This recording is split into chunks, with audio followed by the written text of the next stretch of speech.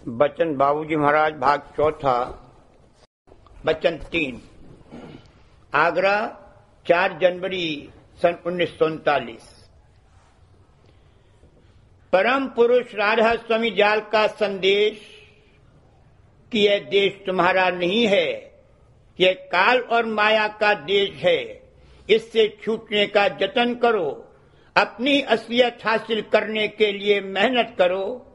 अंतर में जो सत्य धार आ रही है उसको पकड़कर चलो तो तुम राधा स्वामी पद तक पहुंच सकते हो, हमेशा याद रखना चाहिए।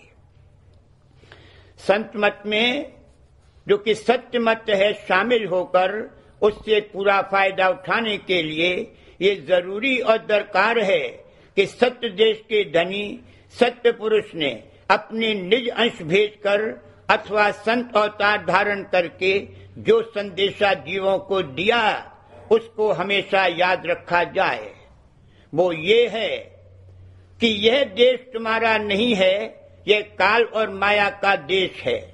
संत मत और सत्य मत वही है जिसमें सत्य देश का भेद और पता और वहां पहुंचने की कार्रवाई बताई जावे। इस समय में जीता जागता संत मत केवल राधा स्वामी मत है। काल ने अलग रचना करने के लिए सत्य पुरुष से इजाजत मांगी और उसको इजाजत मिली और साथ में उसको सूरत का बीज भी दिया गया कि वह रचना कर सके। यह काल के साथ में कोई ऐसी रियायत नहीं की गई कि जिसमें सूरत का हर्ज और नुकसान हो। इसमें दोनों का फायदा है। काल में इतनी चैतन्यता नहीं है और न वह इस कदर समूह बना सकता है कि सत्य देश में रहकर वहां का सुख रस और आनंद ले सके। इसलिए वो वहां नहीं रह सकता। अगर रखा जाए तो उसको बड़ी बेचैनी और घबराहट होगी, बेहोश हो जाएगा और बेहोशी से चैतन्य को कुदरती नफरत है। बेहोशी में रहना वह नहीं चाहता।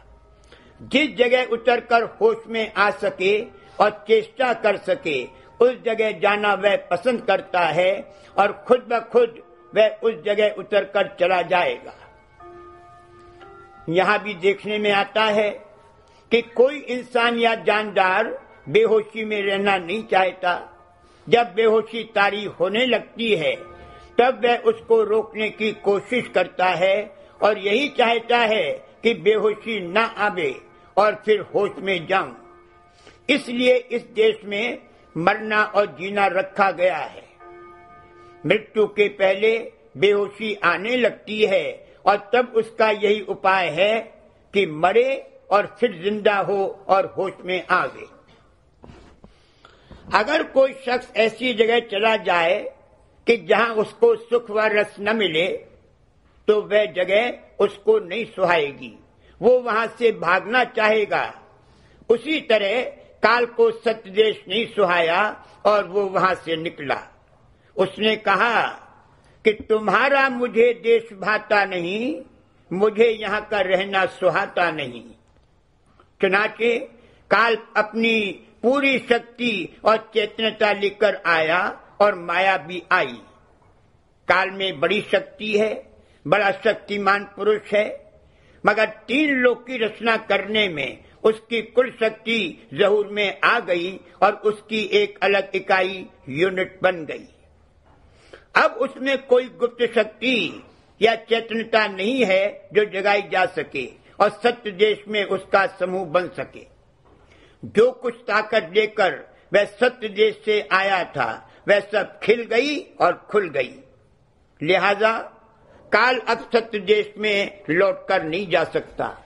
जिस तरह की फुरना प्रथम काल को उठी थी कि मैं सत्य देश में तो कोई रस ले नहीं सकता, नीचे जाऊं और अलग रचना करूं और रस लूं, उसी तरह की फुरना तरंग और चाह उठाने वाला मन काल पैदा कर सकता है और उस फुरना तरंग और चाह को पूरा करने का औजार यानी काया माया रच सकती है। काल ने मन पैदा किया और माया ने काया रची, मगर वे जीव यानी सूरत जो कि जान है नहीं रच सकते और नहीं पैदा कर सकते। और तब तक जान ना आवे यहां कोई कार्रवाई नहीं हो सकती। काल यानी मन और माया अलग हैं और जान यानी सूरत अलग है। ये दोनों अमेल चीजें हैं। उन सूरतों को जिन पर काल और माया का दबाव था, सत्य देश से नीचे आना पड़ा कि उस दबाव को जो कि गिलाफ रूपता हटाकर और झाड़कर फिर सत्य देश में लौट आवे। बवजह गिलाफ चढ़े होने के वे सूरतें सत्य देश में इस कदर समूह नहीं बना सकती थी कि वहां का आनंद ले सकें, मगर अंतर में उनके गुप्त चैतन्यता और शक्ति मौजूद है, जिससे अगर गिलाफ हट जावे तो उनको वहां बासा मिल सकता है। उस अंतर्मुख चैतन्य का वही जौहर और जात है जो सत्य पुरुष का है।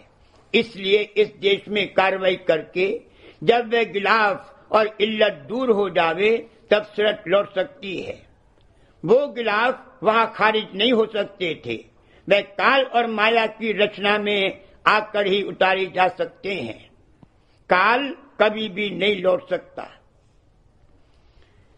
यह सब उस संदेश ही का वर्णन किया जा रहा है कि तुम सूरत हो, सत्य पुरुष की अंश हो, तुमको यहां नहीं रहना है। तुम्हारा देश और घर सत्य देश है, ये काल की बस्ती है। अब तक तो तुम यहां रही और जो किया सो किया, मगर अब तुम चेत जाओ और अपने घर और देश में चलने का बंदोबस्त करो। मगर इसको सुनेगा कौन? ये संदेश वे जीव हित और चित से सुनेंगे जिनका लौटने का वक्त अनकरीब आ गया है और सिर्फ शेष कर्म बाकी रह गए हैं। एक मुद्दत दराज तक यहां बरत लेने और कार्रवाई कर लेने के बाद जब शेष कर्म बाकी रह गए तब संतों के पधारने का वक्त आया। इससे पहले उनका आना बेफायदा होता। संतों के आने से पेशतर जितने मत और मजहब इस देश में जारी हुए वो सत्य मत यानी सच्चे खुदा और मालिक के चलाए हुए नहीं है, और उन मजहबों की कार्रवाई से सत्य देश में लौटकर जाना नहीं हो सकता। वो मजहब नीचे के धनी और मालिकों ने अपनी बस्ती को कायम और आबाद रखने के वास्ते जारी किए थे। काल यानी ब्रह्म ने अपनी कलाएं और शक्तियां इस देश में भेजी, पैगंबर, कुतुब और या वगैरह भेजे, खुद ने अवतार लिए और आखिर में 16 कला संपूर्ण कृष्ण अवतार हुआ और बड़े बड़े महापुरुष यहाँ आए और आला दर्जे की कार्रवाइयां की गईं और कराई गईं और उनसे बहुत ऊंचे दर्जे तक की चढ़ाई भी हुई और अच्छी अच्छी गतियां और दर्जे भी हासिल हुए। गर्जे की बहुत कुछ किया गया और हुआ, मगर ये सब इस बात का बंदोबस्त था कि जीव यानी सूरत काल की हद के पार न जाने पावे और हमेशा इस देश में कैद रहे, क्योंकि तभी तो काल को आहार और रस मिल सकता है। और दूसरे यह कि अगर काल की तरफ से इतनी संभाल न की जाती और सब जीव नीचे उतरते चले जाते, यहाँ तक कि उतरते उतरते जड़ खान में उतरकर पत्थर में चले जाते, तो पत्थर से काल आहार और रस नहीं ले सकता है। काल को अपना आहार और रस लेने के वास्ते ये जरूरी और दरकार है कि सब खानों, जोनियों, चोलों वगैरह में जीव रहें। कहने का मतलब ये है कि संतों के मत के सिवा जितने मत संसार में प्रवृत्त हैं वे सब काल मत हैं, जीव को फंसाए रखने के लिए जाल हैं, यहाँ की बस्ती बसाने के बंदोबस्त हैं। सिर्फ संत इस बस्ती को उजाड़ने के लिए आए। सूरत का बीज देकर काल का गुजारा कर दिया गया और सूरत पर ये ऐन रहम किया गया कि वो नीचे भेजी गई। इस देश में उतरकर सूरत ने मन आपा धारण किया, यानी मन के घाट पर माया रचित काया में आकर बैठी और यहाँ कार्रवाई करने के लिए मन के घाट की बुद्धि प्राप्त हुई। मन फुरना उठाता है और बुद्धि यहाँ की चीजों का जो कुछ की ज्ञान हो सकता है करके राय देती है कि किसके साथ क्या और कैसे बर्ताव और व्यवहार करना चाहिए और फला काम करना चाहिए या नहीं करना चाहिए वगैरह वगैरह।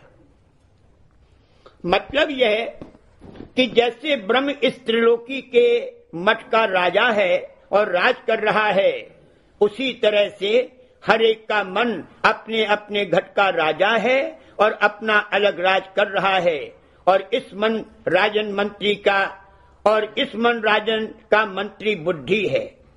इस घाट की जो मन बुद्धि है वो इसी देश में कार्रवाई करने के लिए बनाई गई है और ज्ञान प्राप्त करने के आले और औजार जो कि इंद्रियां हैं वह भी इसी देश में काम करने के लिए हैं। मनुष्य इस त्रिविध रचना में बैठा है और जो कुछ की ज्ञान की शक्तियां और औजार व आले और इंद्रियां और बुद्धि वगैरह प्राप्त हैं, उनसे इस त्रिविध रचना ही का हाल मालूम कर सकता है। चाहे जिस कदर साइंस के द्वारा नई इजादें और मालूमात वगैरह की जावे, इस सूरज मंडल के परे का हाल इस मन बुद्धि द्वारा कदापि नहीं जाना जा सकता। इस सूरज के ऊपर एक चंद्रमा है, उसकी साइंसदानों को मालूम ही नहीं है। वह इस सूरज से कई गुना ज्यादा नूरानी है। उसका जिक्र जोगियों और अंतर्मुख अभ्यास करने वालों ने किया है। जैसे मोहम्मद साहब कमर को शक करके यानी चांद के 2 टुकड़े करके गए और उनको ज्योत के दर्शन जैसे फानूस में से रोशनी आती है उस तरह से हुए। चंद्रमा के नीचे सूरज है और सूरज के नीचे पृथ्वी है और दीगर ग्रह वगैरह हैं।